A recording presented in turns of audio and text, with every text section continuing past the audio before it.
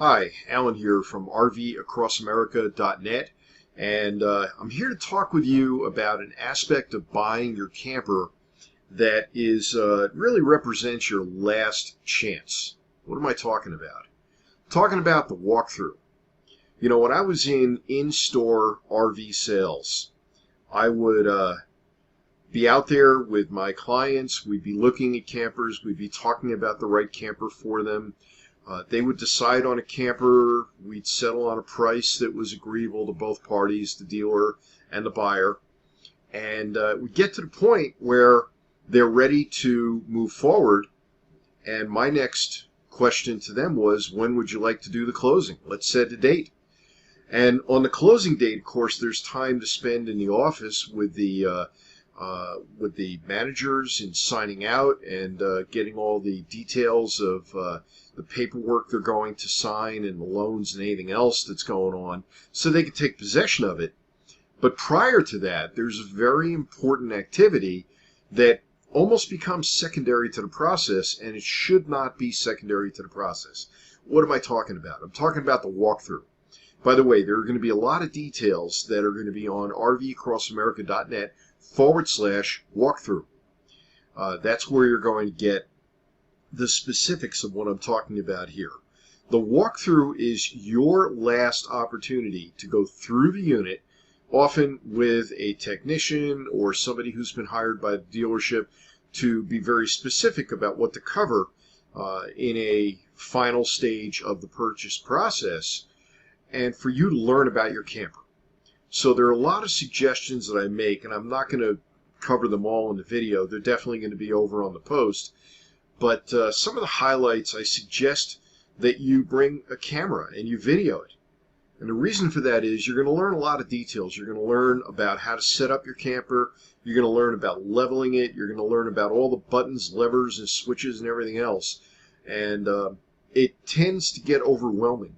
If you shoot a video of it, you have a good chance of being able to go back and look at that video and refresh yourself when the technician covered a specific aspect. It's also an opportunity for you to give that camper the once-over. Now, this is really important if you're buying a used camper, because used campers often come with no warranty or an extraordinarily limited warranty, and even if you opt for the extended service contract, that's not bumper to bumper. It's not going to cover everything in the camper. So until you've signed the paperwork, until you've written a check or signed your loan paperwork or whatever it is, you have leverage with that dealer where you can turn to that dealer and say, hey, I just found this in the camper. It needs to be fixed. There's a drawer that doesn't open right. There's a pull-out that doesn't work right. There's a slide that sounds loud. Whatever it is, loud when it's moving in and out.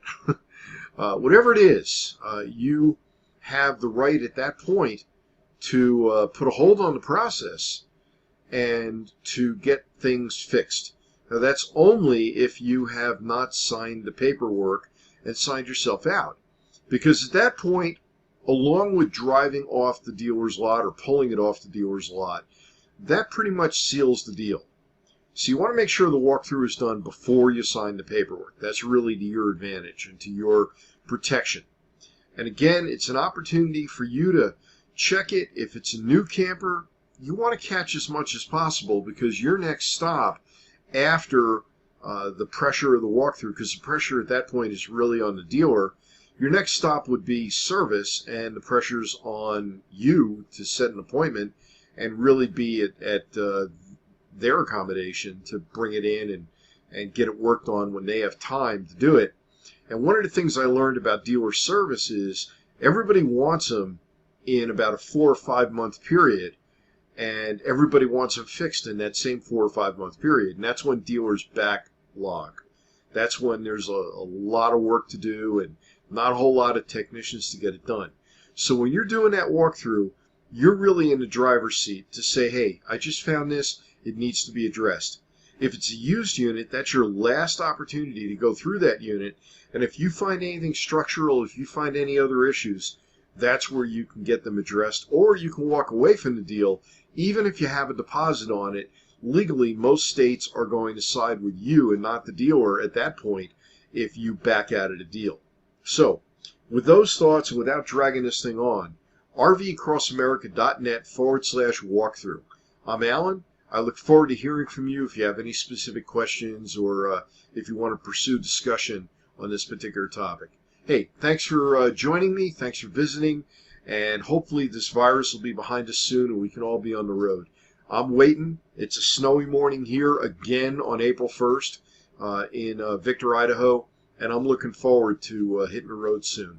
Thank you. Take care.